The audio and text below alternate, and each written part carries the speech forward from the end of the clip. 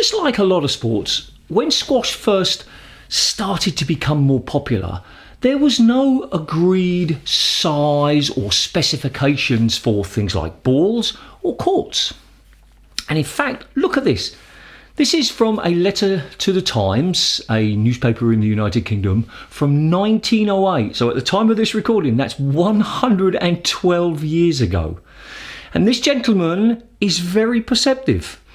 He says that it's the combination of ball and size of the court that makes the most difference. If you want to, you can read, you can pause the video and read. He talks about the comparison between hard ball, like rackets, which was where squash originally developed from, and actual squash. And he's making this comparison that the ball and the size of the court must be designed together. Now, as I just mentioned, they didn't have any particular specifications for balls, so you had to find what ball worked well for the court that you were playing. And bear in mind that when people first built courts, they built them to whatever space was available. Because as I just said, there was no specifications. If you had a space, you said, okay, we could put a squash court here. Let's put a squash court. And if it was 20% wider or longer or short or narrower or shorter than the other one next door to it, okay, that's fine.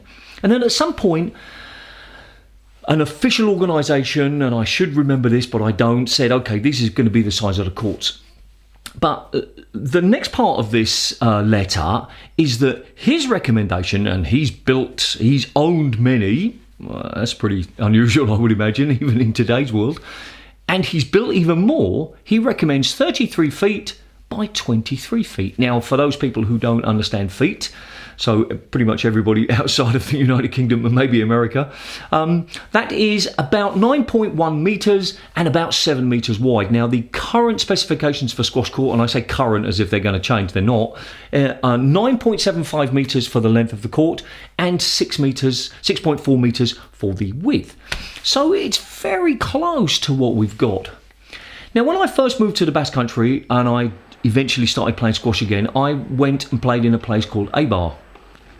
Football fans might know it because it's in La Liga, which is like the top football league. Anyway, I went and played there, and the training partner I had was one of the best players in Euskadi.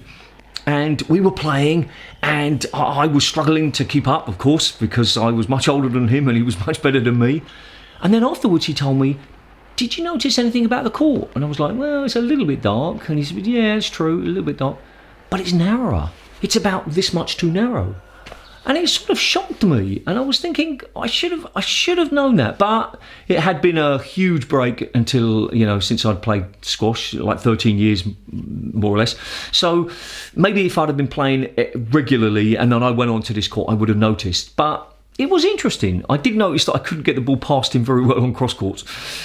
Anyway, one last thing to mention about this article is that he talks about the squash ball that he gets from Harrow don't have holes in them. So that's another thing that I didn't know, that squash balls used to have holes in them. So where are we with this question? We've got this idea of varying sizes. We've got this idea of the combination of balls and the size of the court. And a few weeks ago, I posted a question about, do you prefer glass back walls? And one of the reasons was because it works differently. So we've got the construction of the court, we've got the size, but we've also got the construction. And if we put all of those things together, my God, it's taken a long time to get here. If we put all of those things together, here's the question. Do you think squash would be more interesting if instead of giving an exact size of the courts, we gave a range like they do in association football? I don't know exactly what that range is, but I do know that, for example, in Highbury, which is in North London, the Arsenal Stadium is apparently quite narrow and quite long. And correct me if I'm wrong. And then in Old Trafford, which is in Manchester, the pitch is quite wide. And this affects how people play. This affects the tactics, the strategies. So I'm sitting here thinking after reading this article, I'm thinking, how cool would it be if lots of different places had slightly different size courts that bounced in slightly different ways? Now, I honestly don't know how that would work. I don't know, considering that plaster is I suppose 99% the material that's used to build courts, is there a way to easily make the ball come off a little bit faster, a little bit slower? Is it necessary? If we've changed the size of the court slightly, do we need to care? Do we need to worry about the balls, in fact? I mean, maybe a club could specify you have to play on, for championship matches or, county matches in the United Kingdom, state matches in states and, provinces in other countries. Maybe the province or the county or state would say you have to play with a white dot ball, or you have to play with this ball because this is what works. So where are we? We're at the point where I'm suggesting that we've over-specified squash. We've got to this point where everything is too much the same. And when you think about lawn tennis, for example, and the name is even wrong, lawn tennis isn't played on lawns anymore. It's played on cement. It's played on clay. It's played on grass, lawn. It's played indoors. It's played on carpet. It's played on wood. I've played on wood. Don't play on wood. The ball just goes.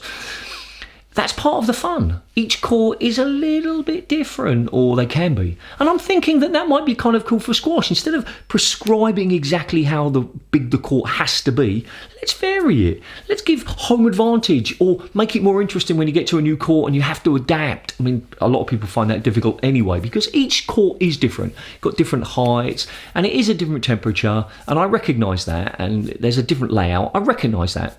But it might be more interesting. It might open up squash to a lot more places. A lot of people might be saying, no, we can't fit a squash court in here, or we can only fit one and we wanted two. So let's maybe make a couple of badminton courts, because that's, we've got more space for that, or something like that. If we opened it up, and if we were less prescriptive about how the ball has to bounce, that might make it interesting. So there is the question. It's taken a long time to get there. Would you be interested in the idea of a range of sizes for a squash court? And it doesn't have to, it could be like the difference between this as the width and maybe this as the length. I wouldn't want to change the height of the tin. I think that maybe should stay the same, but okay, I'll be open to that. I don't think I'd want to change the height of the court. I think I'd want to keep that the same, but I can't come along and say, no, we can't do it this way. If a court is a little bit lower, that might make it more interesting. If the back wall is a little bit lower, that could be super cool. Imagine you played in a court and the back wall was only sort of this high, maybe up to shoulder height. That might make a huge difference to the game, might make it really interesting. And just as a crazy idea, I always joked that we should have curved back walls just like in hockey. Can you imagine hitting the ball really tight down the wall and then it goes along the back wall? That would be so much fun. Okay, it's not going to happen. But maybe some small changes could make squash a little bit more appealing to people who are thinking about building courts, that they couldn't do it now because it wouldn't fit the standard, and that would just be a shame. So that's this week's question. On the screen at the moment, somewhere up here, is a playlist of all of the other questions for you to look at. And probably down here somewhere is another video that YouTube thinks is a really good fit for you. And probably down here is a subscription button. If and only if you think my content is useful, please consider subscribing. And remember, do something every single day to improve your squash. See ya.